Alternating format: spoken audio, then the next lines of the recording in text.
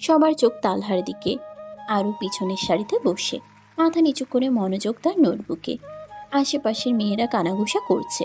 দুজন ডক্টর কত সুন্দর, কত হ্যান্ডসাম, কিন্তু আরুর চোখ ও মন একদম স্থির হয়ে আছে তার হাতে থাকা নোটবুকের দিকে।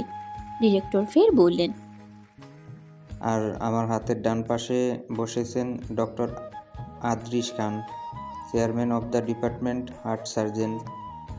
এই মুহূর্তেই আরুর হাতে থাকা কলম পড়ে গেল। নাম শুনে সে ধাক্কা খেল। বারবার নিজের মনকে বুঝাচ্ছে, না এটা সে নয়, অন্য কেউ। চোখ ভয়ে ভয়ে উপরে তুলতেই ঘটল অবিশ্বাস্য দৃশ্য। আদৃশ্যের চোখ আরুর দিকে। দুই চোখের মধ্যে যেন সেকেন্ডে সেকেন্ডে হাজার শব্দ ছুটে চলল। আরও বুঝলো এটা কোনো কল্পনা নয়।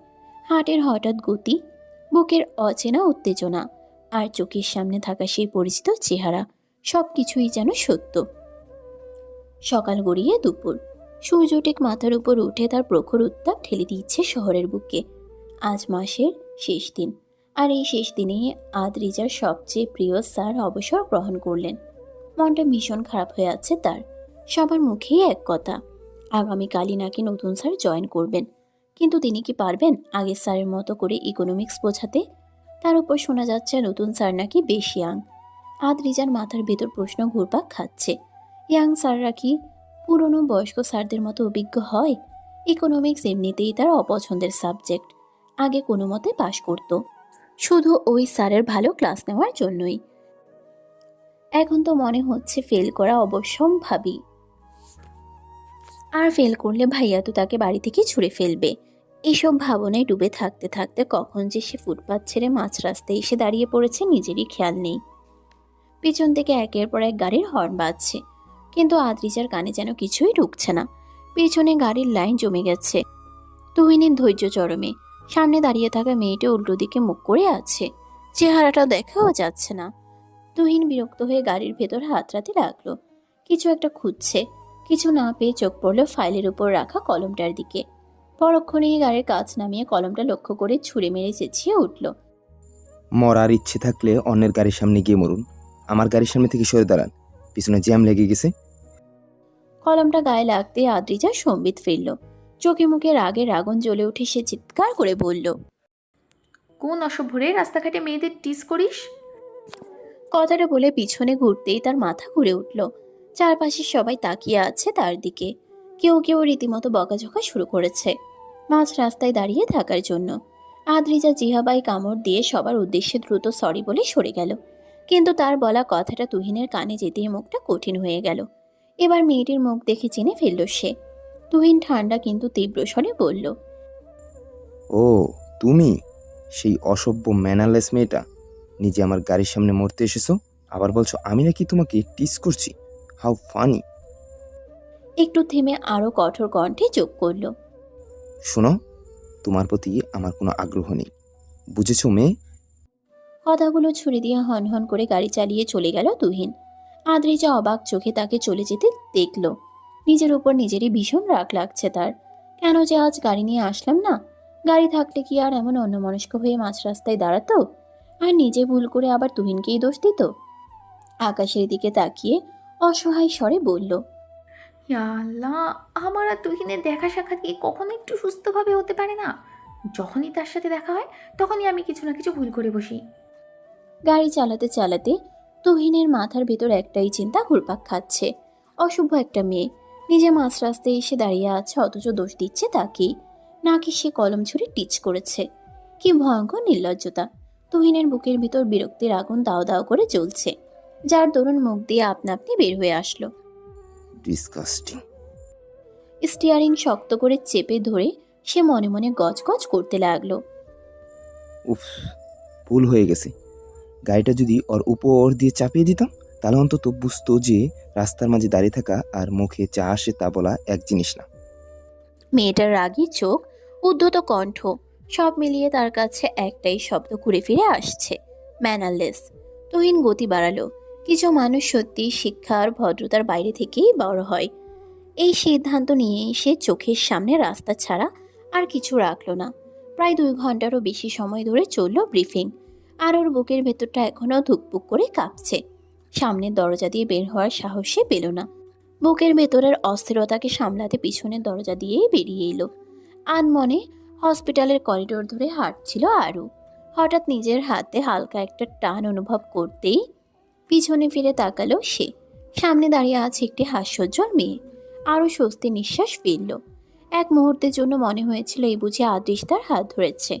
পরক্ষণেই নিজের ভাবনাকে নিজেই ধিক্কার দিল। ছি আরু, কি ভাবছিস তুই? সে কেন তোর হাত ধরতে যাবে? একটু তাকিয়েছিল বলেই এত কিছু ভাবছিস? হয়তো তোকে একটু চেনা চেনা লেগেছিল বলেই তাকিয়েছিল। আরুকে আবার হারিয়ে যেতে দেখে মেয়েটি বলল, আর ইউ ওকে? হুম। আমি তোমাকে অনেক আগে থেকে লক্ষ্য করছিলাম। নার্সদের সাথে তর্ক করে যেভাবে একটা পেশেন্টের ট্রিটমেন্ট করলে, সেটা দেখে সত্যিই মুগ্ধ হয়েছি। তুমি ভীষণ সাহসী। সাহসী কিনা জানি না, কিন্তু তখন যেটা ঠিক মনে হয়েছে সেটাই করেছি। আমি তুবা। আজ এখন এই মুহূর্ত থেকে আমরা ফ্রেন্ড। হুম, শিওর।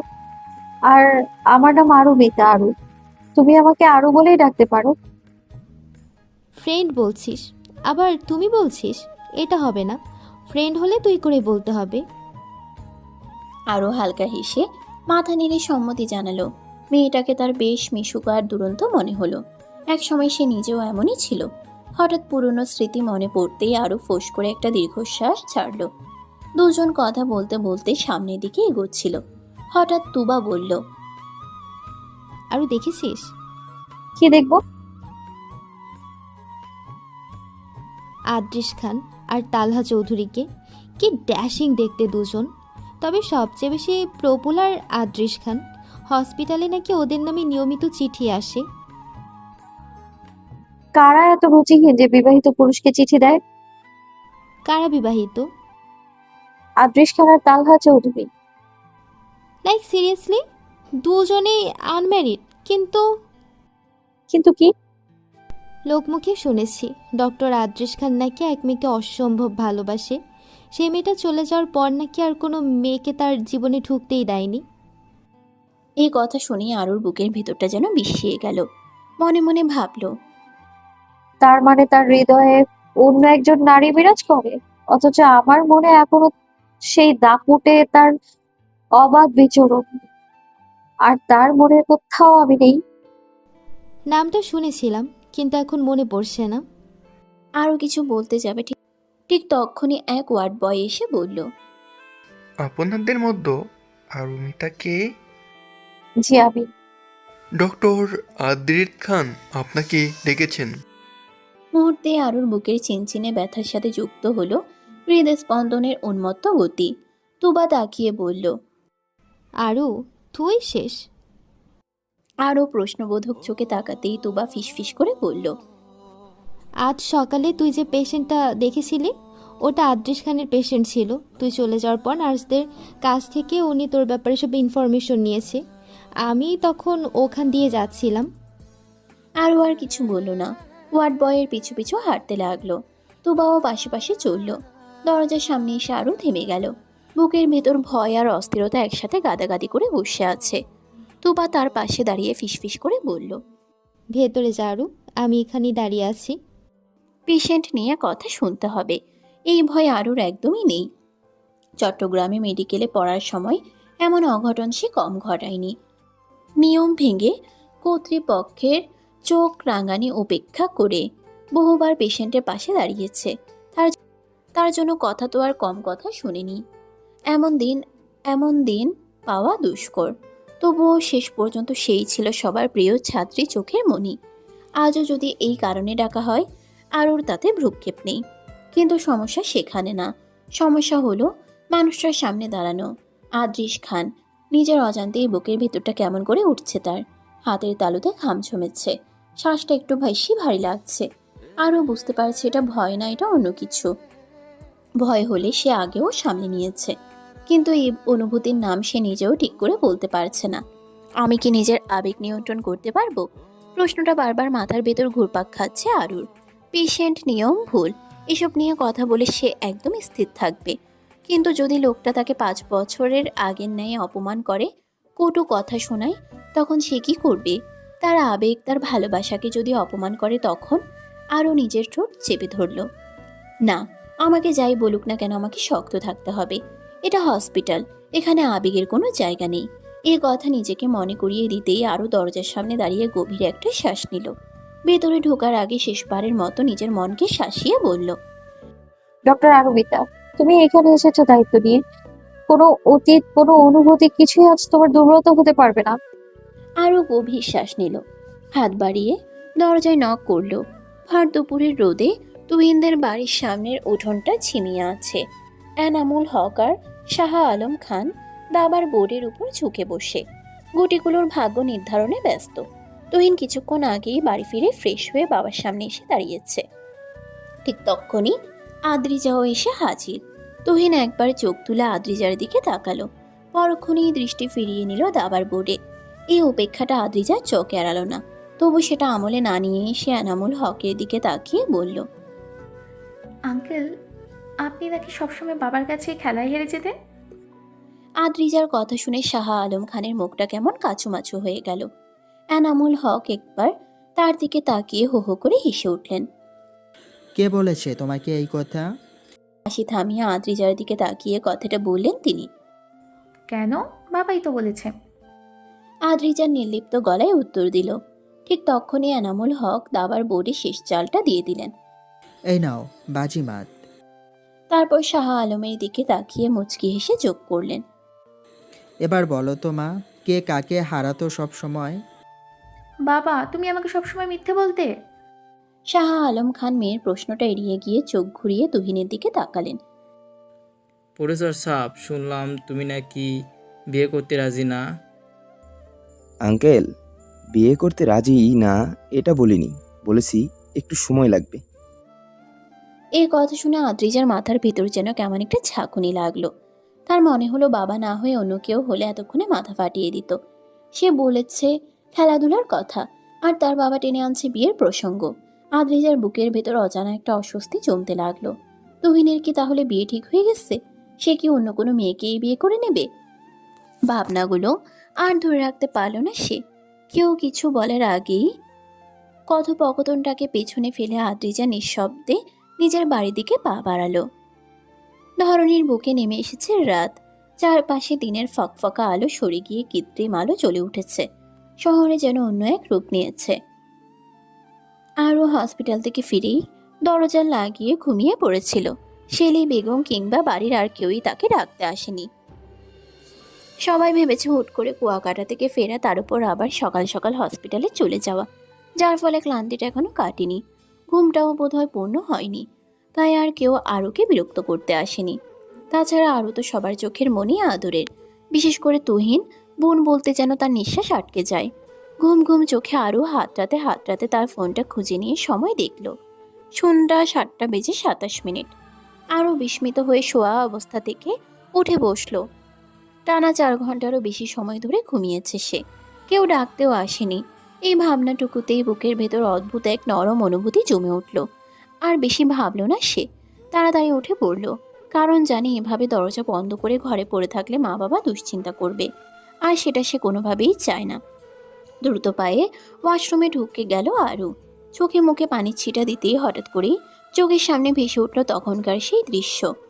আদৃশ 2 হাত কনুইয়ে ভর দিয়ে মুষ্টিবদ্ধ করে তার উপর মাথা ঠেকিয়ে রেখেছিল। দরজার শব্দ হতেই নিজেকে সামলে নিয়ে সোজা হয়ে বসল। কামিন। আরও ধীর পায়ে দরজা খুলে ভেতরে প্রবেশ করলো। ভেতরে ঢুকতেই দুজনে চোখাচোখি হলো। আরও এক মুহূর্ত আদৃশকে ভালো করে দেখে নিল। তার উপর সাদা এপ্রন, ডাক্তারি পোশাকে তাকে আগের চেয়েও পরিণত লাগছে। খারাপ লাগছে না, বরং বেশ লাগছে। এই ভাবনাটুকুতেই নিজেকে ধিক্কার দিয়ে দ্রুত চোখ নামিয়ে নিল আরু। এই সময়ের মধ্যেই আদৃশ বসা অবস্থা ছেড়ে উঠে এসে আরুর সামনে দাঁড়িয়ে গেছে। কিন্তু আদৃশ আর নিজেকে সংযত করতে পারল না।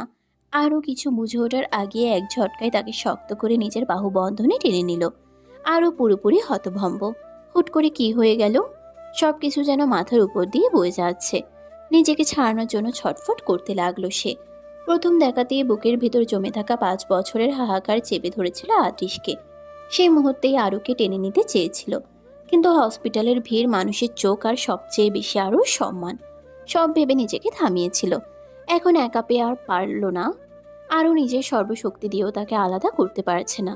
তার ছটফটানি আদৃশের উপর কোনো প্রভাবই ফেলছে না। কিছুক্ষণ পর আদৃশ নিজ থেকেই তাকে ছেড়ে দিল। ছাড়া পেতেই আরও হাঁপাতে হাঁপাতে বলল। কি করছেন এসব? চেক করছিলাম। আরও অবাক হয়ে তাকাতেই সে আবারও বলল। এই যে আগের মতো আছিস কিনা। হোয়াট? আরও প্রায় চেঁচিয়ে উঠল। আদৃশ নির্বিকার হয়ে বলল। হুটহাট যদি আবার সবার সামনে আমার কাছে চলে আসিস তখন তো আবার ঝামেলা হবে, তা আগে চেক করে নিলাম।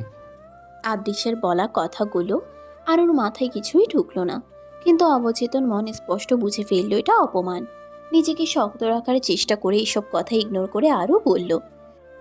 আমায় ডেকেছেন কেন? তুই কি ভাবছিস তোর মুখ দেখার জন্য ডেকেছে? তুই আমার পেশেন্টকে ইঞ্জেকশন পুশ করেছিস। যদি অবস্থা খারাপ হতো তাহলে তো দায়ভার কে নিত? আরও দীর্ঘশ্বাস ফেলল। সে জানতো আদৃশ একটুও তাকে ছাড় দেবে না অপমান করতে। তারপরও নিজেকে সামলে চোখ মুখ শক্ত করে বলল। মিস্টার আদৃশ খান, আপনি আমার সিনিয়র, যেহেতু আমি আপনার আন্ডারে কাজ করব সেহেতু আমার ভুল ত্রুটি নিয়ে আপনার কথা বলার রাইট আছে, কিন্তু এছাড়া আমাকে পার্সোনাল ভাবে আঘাত করা বা অপমান করার কোনো রাইট আপনার নেই। আর হ্যাঁ, আপনি সকল ইন্টার্নের সাথেই এমন প্রথম দেখায় তুই করেন। যদি সবার সাথে এমন করে থাকেন তাহলে ইটস ওকে, আর না করে থাকলে আমাকেও সবার মতো সম্মান দিয়ে কথা বলবেন। আর কি যেন বলেন, আপনার পেশেন্ট রাইট? আপনার পেশেন্ট ঠিক আছে, সুস্থ আছে, আর তার কিছু হলে দায়ভার আমি নিতাম, কিন্তু কিছু হয়নি তো। আর তার থেকে বড় কথা, এগুলো অভ্যস্ত করে নেন। এমন অনেক কিছুই হবে, তখন আপনার পেশেন্ট আমার পেশেন্ট দেখবো না আমি। আমি ডক্টর, আমার কাজ রোগীর চিকিৎসা দেওয়া, আর আমি তার সর্বোচ্চ চেষ্টা করব। আর সুস্থ করার মালিক তো আল্লাহ, আপনি তো মাত্র ওসিলা।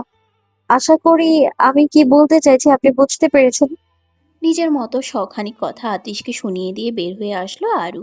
আদৃশকে কিছু বলার সুযোগ অবধি দেয় নাই, আর না তার মুখের দিকে তাকিয়েছে। একবার যদি আরু সেই চোখ মুখের দিকে তাকাতো তাহলে কি ওর মতো মেয়ে আদৃশকে এতগুলো কথা শোনাতে পারতো? কখনোই পারতো না। আরও বের হয়ে যেতে আদৃশ হাতটা মুষ্টিবদ্ধ করে দাঁতে দাঁত কিরমির করে বলল।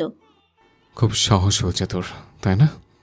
হে আদৃশ খানকে জেনে সেটা হাড়ে হাড়ে বুঝবি। দীর্ঘ 5 বছর তোকে না পাওয়ার দহনে চলেছে আমি, আর এখন তোকে প্রতিটা মুহূর্তে জ্বালিয়ে পুড়িয়ে মারবো আমার ভালোবাসার দহনে। তোর এই চোখে আমার জন্য রাগ ঘৃণা দূর করে যদি পুনরায় আবারও ভালোবাসা আনতে না পারি তাহলে আমি আদৃশ খান না। অথচ বোকা আদৃশ জানিয়ে না তার আরও এখনও তার বিরহেই ছটফট করছে। আরও কেবিন থেকে বের হয়ে তুবার দিকে তাকালো না। কোনো কথা না বলে সোজা বাড়ির পথে পা বাড়ালো। দরজা ধাক্কানোর শব্দে নিজের ভাবনায় ঘোর থেকে চমকে উঠল আরু। চোখের কোণে জমে থাকা অদ্ভুত একটা ভার দ্রুত সামলে নিয়ে ধীর স্বরে বলল। আসছি। গলার স্বরটা যতটা শান্ত শোনালো বুকের ভেতর ততটাই অশান্ত। দরজার দিকে পা বাড়াতে বাড়াতে আয়নায় নিজের মুখটা একবার দেখে নিল সে। চোখ দুটো লালছে, ঠোঁটের কোণে ক্লান্তির ছাপ, কিন্তু তার চেয়েও বেশি স্পষ্ট একটা চাপা কষ্ট। এক মুহূর্ত থেমে বুক ভরে শ্বাস নিল আরু। নিজেকে বুঝিয়ে নিল এভাবে ভেঙে পড়লে চলবে না। এখন সে দুর্বল হলে চলবে না। হাত বাড়িয়ে দরজা খুলে দেখলো তুহিন দাঁড়িয়ে আছে। তুহিনকে দেখে আরু স্মিত হেসে বলল। ভাইয়া, নিচে চল, নাস্তা করবি। আর ও আর কিছু বলল না। তুহিনের পায়ের তালে তালে সেও পা বাড়ালো। হলরুম জুড়ে থমথমে নীরবতা। সেই নীরবতার মাঝেই পাথরের মূর্তির মতো থম মেরে বসে আছে আদৃশ। ছেলের এমন ভাব দেখে শাহ আলম খান আর আমিনা বেগম একে অপরের দিকে অসহায়ভাবে তাকালেন। অন্যদিকে আদ্রিজা মোবাইলের স্ক্রিনে চোখ রেখে নিঃশব্দে হাসছে। হঠাৎই সে একটু জোরে হেসে ফেলল। মুহূর্তেই সবার দৃষ্টি তার দিকে পড়তেই সে নির্লিপ্ত ভঙ্গিতে বলল। Sorry, carry on. আরুরা ফিরে এলো, আমাকে বলনি কেন? আদ্রিজা ফোন থেকে চোখ তুলে বিস্ময়ের ভান করে বলল। ভাইয়া, আমি তোকে বলিনি? বলেছিস তুই? তোকে বলিনি আমি আরবি কুয়াকাটায় আছে? হ্যাঁ, কিন্তু এটাতে বলিস নি যে সপরিবারে ঢাকায় ব্যাক করেছে। তুই কি আমাকে বলার সুযোগ দিয়েছিস? তোকে বলার জন্য কল দিয়েছিলাম, তুই আমার অর্ধেক কথা শুনে কল কেটে দিলি। আমি তোকে পুনরায় কল দিলে তুই কি বললি? আমি যেন তোকে বিরক্ত না করি, তারপর আবার কল কেটে দিলি। একটু দম নিয়ে আদ্রিজা আবার বলল। তো তোর একবারও মনে হয়নি যে মানুষটা 5 বছর ধরে নিখোঁজ, কারোর সঙ্গে কোনো যোগাযোগ রাখেনি, সে কুয়াকাটায় আছে, এটা আমি কি করে জানলাম? আদ্রিস চুপ করে গেল। নিজের উপর নিজের প্রচণ্ড রাগ হচ্ছে তার। এবার আমিনা বেগম মুখ খুললেন। আমি তো সকালে তোমাকে বলেছিলাম, তোমার এনামুল আঙ্কেল কিন্তু আমাকে বলতে দিলে না, মাঝপথে সামিয়ে গটগট করে চলে গেলে। আমিনা বেগমের কথা শেষ হওয়ার আগেই শাহ আলম খান বললেন। এখানে তোমারই ভুল, মা বোনের ওপর এমন রাগ দেখাও কেন? আর এটা কেমন অভ্যাস, কথা শেষ না হতেই ফোন রেখে দেওয়া? আদ্রিস আবারও ফোঁস করে শ্বাস নিল। সারা জীবন সবাইকে নিজের ইশারায় চালিয়েছে বলে কেউ সুযোগ পেলেই এখন তাকে ছেড়ে কথা বলছে না। আদ্রিজা জিভ দিয়ে অধর ভিজিয়ে ধীরস্বরে বলল। ভাইয়া, আরবির সাথে তো দেখা হয়েছিল। হ্যাঁ, আমার হসপিটালে ইন্টার্নি করবে। বাহ, এটা তো আরো ভালো খবর। ভালো খবর? সে তো এখন আমাকে চোখে দেখতে পারে না। আরবি ডক্টর? হ্যাঁ, তোর মতো গর্ধব নাকি যে টেনে টুনে পাশ করবে? ভাইয়া, তুই কিন্তু আমাকে এভাবে অপমান করতে পারিস না। এসব ফোন টোন ছেড়ে পড়তে বস। শুনলাম আগে টিচার রিটায়ারমেন্টে গেছে, আর তার থেকে বড় কথা, নতুন যে টিচার আসবে সে নাকি একদম সুবিধার না, খুব কড়া, ফাঁকিবাজি বাদ দিতে হবে। Who cares? বছরের মাঝামাঝি সময়। ক্যালেন্ডারের পাতা ঘুরে আজকে জুলাই মাসের 1 তারিখে গিয়ে ঠেকেছে। মাসের শুরুটা সবারই যেন এক ধরনের তাড়াহুড়োর ব্যাপার স্যাপার হয়ে দাঁড়ায়। সকালে নাস্তা সেরেই তুহিন আর আরও বের হয়েছে। আজকে ভার্সিটিতে তুহিনের প্রথম দিন। তুহিন গাড়ি ড্রাইভ করতে করতে একবার আদ্রিসদের বাড়ির দিকে তাকালো। কি অদ্ভুত তাই না? আগে যেখানে আদ্রিস আর তুহিন একসাথে থাকতো, ভাইয়ের চেয়ে প্রাণপ্রিয় বন্ধু বেশি ছিল, সেখানে তুহিন ঢাকায় এসে একবারের জন্য আদ্রিসের খোঁজ করেনি। আদ্রিসের থেকে তুহিন 1-1.5 বছরের ছোট, তাই সম্পর্কটা বন্ধুত্বের মতো করেই গড়ে উঠেছিল। কিন্তু ছোট বোনের অনুভূতিতে যখন আঘাত লাগে, চঞ্চল বোনটা যখন হঠাৎ চুপচাপ হয়ে যায়, তখনই যেন তুহিন সব সম্পর্কের ইতি টানে। ফোঁস করে এক শ্বাস ফেলে সে আবার গাড়ি চালানোয় মনোযোগ দেয়। আরও নিজের চুলগুলো মিররে ঠিক করে তুহিনের উদ্দেশ্যে বলল। ভাইয়া, এবার দেখিস বয়সে ছোট কোনো মেয়ের প্রেমে পড়ে যাস না আবার।